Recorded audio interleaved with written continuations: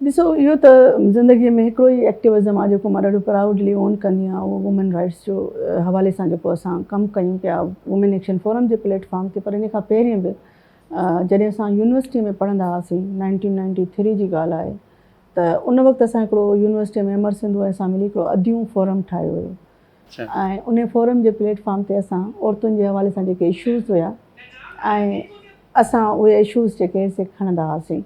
त पोइ बाद में असांखे महसूसु थियो त असांखे हिकिड़ो अञा वधीक जामे फोरम खपे जेको पाकिस्तान जे सतह ते असां कमु कयूं। उन्हनि इशूज़ जे हवाले सां असां बेसिकली वुमेन एक्शन फोरम हिकिड़ो प्रेशर ग्रुप आहे जेको हाईलाइट कंदो आहे शयुनि खे, जेके इशूज़ थियनि था।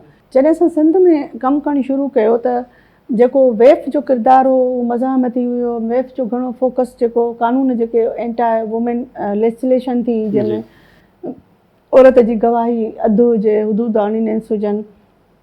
ज़िया जे दौर में त वुमेन एक्शन फोरम उनखे चैलेंज कयो ऐं उन्हनि जो घणे क़दुरु जेको कमु हूंदो आहे engagement with policy makers, government, international funding agencies. जॾहिं असां सिंध में आयासीं त असांखे महसूसु थियो त असांखे त माण्हुनि सां एंगेज थियणो आहे। असां गवर्नमेंट सां ऐं रियासतुनि सां या हुकुमराननि सां एंगेज थियणु त ॾाढो आसानु आहे। असां कंहिं बि होटल में को सुठो सेमिनार घुराए MPs MNA सां एडवोकेसी करे सघूं था, उहे सभु NGOs कनि पिया। पर असां लाइ हिन महिल वॾे में वॾो चैलेंज आहे त असां आम धरतीअ ते वेठल औरत सां एंगेज थियूं। पोइ असां हिकिड़ी पूरी कैंपेन कई जिरगा सिस्टम जे हवाले सां। असां वटि को रिसोर्सिस कोन आहे, ज़ीरो फंडिंग सां। अमर सिंधू जी हिकिड़ी मेहरान गाॾी हूंदी, असां 5 जेतिरा वेही सघंदा हुआसीं।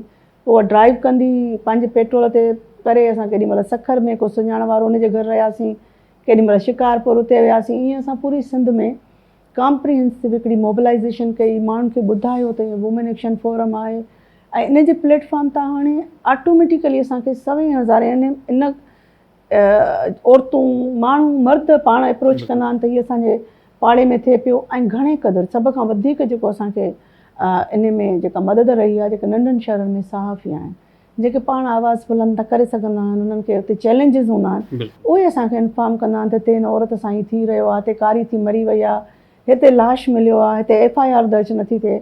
उन्हनि सभिनी केसिस खे असां परसूं कंदा आहियूं ऐं असांजी जेका डेटा कंपाइलेशन आहे या असांजे जेके कॉन्टेंट्स आहिनि उहे ॾाढा ऑथेंटिक आहिनि। ऐं तव्हांजे साम्हूं आहे त 15 साल थी चुका आहिनि इन सॼे हिन में।